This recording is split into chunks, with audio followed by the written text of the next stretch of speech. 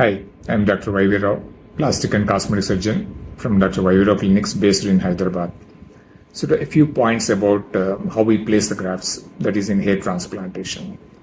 So there are basically two methods. One is a preformed slit, the other one is a stick and place method. In preformed slits, what we do is after harvesting of the grafts from the back of the head by FUE method, what we do is we design the hairline and place or make holes with the ultra sharp needles of size ranging from 0.8 or 0.9 millimeters to 1.3 millimeters width. And this is the slit that one example of this one is, this is the slit that we use. These are all disposable. And then the width of this one may range from 0.8 to 1.3 usually. And most of the times the width used is about 1 to 1.2 millimeters.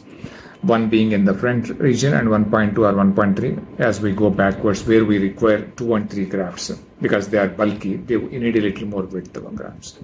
So we make multiple slits. We design the slits and how many slits have to be made depending on the available grafts from the back.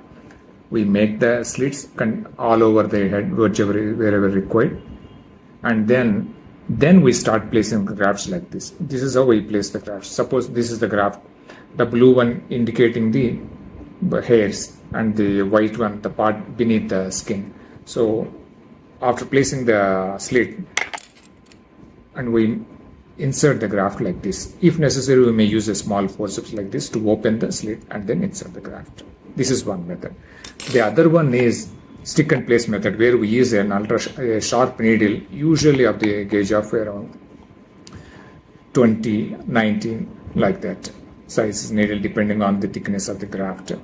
And then after harvesting of the graft from the back, we start placing the grafts then and there without making any preformed slits. So we place we poke the scalp for about 5 millimeters, and then we insert the graft like this while withdrawing the needle.